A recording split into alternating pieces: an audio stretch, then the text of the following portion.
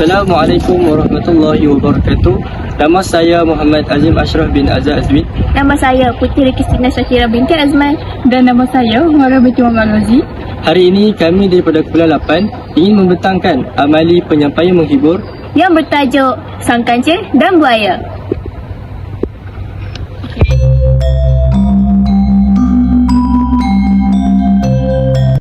Pada suatu hari, di sebuah hutan yang hijau dan subur, tinggal seekor sang kancil yang terkenal dengan kebijaksanaannya. Hutan itu aman dan dipenuhi dengan pelbagai jenis haiwan. Tidak jauh dari tempat tinggal sang kancil, terdapat sebatang sungai yang lebar dan dalam. Pada musim itu, pokok-pokok buah di seberang sungai sedang berbuah lebat.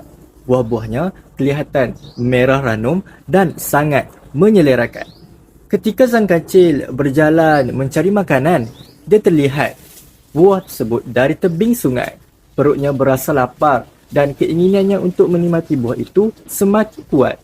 Namun, hasratnya terhalang apabila dia menyedari sungai tersebut dipenuhi dengan buaya-buaya yang ganas dan sentiasa kelaparan. Buaya-buaya itu terkenal sebagai haiwan yang kuat dan berbahaya. Jika dia cuba berenang menyeberangi sungai, sudah pasti dia akan menjadi mangsa buaya. Sang kancil berasa bimbang, tetapi dia tidak mudah berputus asa. Dia sedar bahawa dirinya kecil dan tidak mampu melawan buaya-buaya yang besar itu. Oleh itu, dia duduk di tebing sungai dan mula berfikir dengan tenang.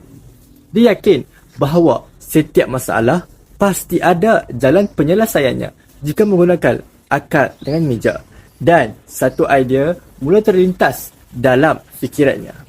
Setelah memikirkan dengan teliti, sang kancil mendapat satu rancangan yang bijak. Dia menghampiri sungai dan memanggil buaya-buaya yang sedang berehat di dalam air.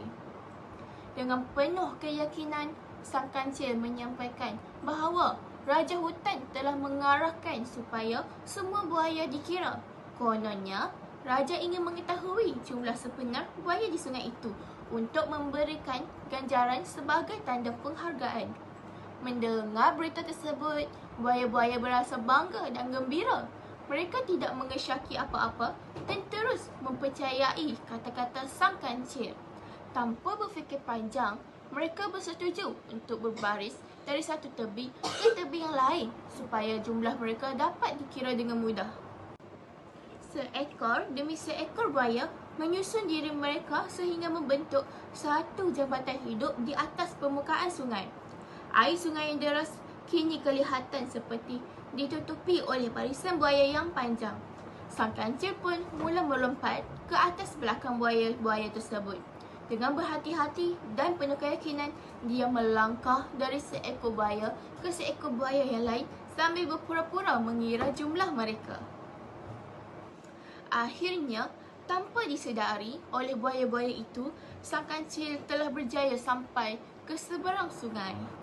Setelah tiba di tebing seberang, sang kancil segera berlari menuju ke pokok buah yang diinginnya sejak tadi. Dia menikmati buah-buahan yang segar dengan perasaan gembira dan juga puas.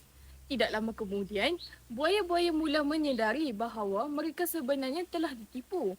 Mereka berasa marah dan juga kecewa kerana terlalu mudah mempercayai kata-kata sang kancil. Namun, semuanya sudah terlambat.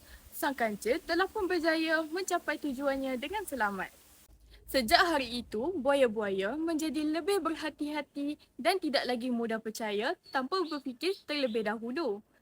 Kisah ini mengajar kita bahawa kebijaksanaan lebih penting daripada kekuatan fizikal. Dalam kehidupan, kita mungkin tidak sekuat orang lain.